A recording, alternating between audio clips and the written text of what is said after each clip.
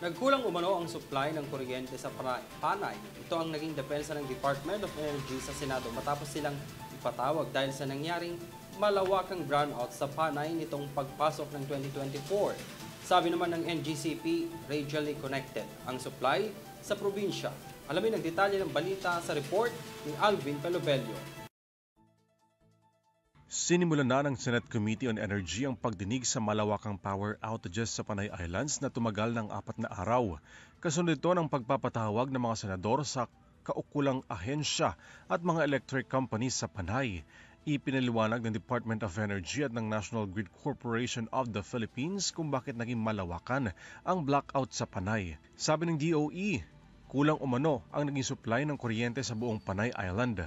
Sa panig naman ng NGCP, radially connected raw ang supply sa buong Western Visayas. Nagkaroon din daw ng unplugged charging na ikinukonsidera ng NGCP bilang internal problems. At 12:06, si PEDC had an unplanned outage. So, yung problem, internal. They had a boiler feed pump problem. Internal yung problem nila. After the tripping of PEDC, the system remains stable. Normal po yung system, stable siya. Kinuwestiyon naman ni Senador Raffy Tulfo ang tripping na nangyari, gayong sabi ng NGCP na sa stable pa raw ang power system. Paano masabing normal at stable, nag-trip na nga? Opo. How would you consider, why would you use that word normal at stable kung nag-trip na? Kung nag-trip, ibig sabihin hindi stable. Kaya nag-trip eh. Sabi ng NGCP, nagkaroon daw sila ng normal dispatch ng kuryente pero kinalaunay nag-collapse ang kanilang system. Ang importante sa inyo, kumita kayo ng kumita ng salapi at 90% ng kinikita nyo, binubulsa nyo sa dividendo at 10% lang binubuhos nyo sa reinvestment para sa mga pagbili ng mga kagamitan. Di ba, Mr. Agustin? Hindi rin pinalusot ng mga senador ang ginawang hakbang ng NGCP noong mangyari ang power outages. Naglabas naman ng sama ng loob sa pagdinig ng Senado si Iloilo Mayor Jerry Treñas dahil malaking kawalan daw ito sa ekonomiya ng buong syudad. Sabi ni Treñas, ikalawang beses na rin itong nangyari. Una noong April 2023. Ngayong January 2024, aabot aniya sa 2 bilyong piso ang nawalang kita sa lokal na ekonomiya ng Iloilo, bunsod ng 4 na araw ng malawakang brownout.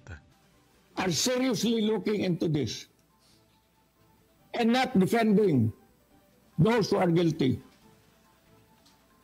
I am waiting also that after this inquiry, we will see who is accountable, and those who are accountable should be made to pay.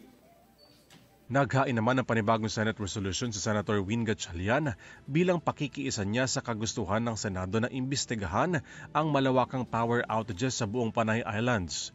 Kabilang sa resolusyon na inihain ni Gatchalian ay ang pagtitiyak na hindi na maulit ang nangyaring malawakang brownout na nakaapekto ng malaki sa pamumuhay ng mga Pilipino sa Western Visayas.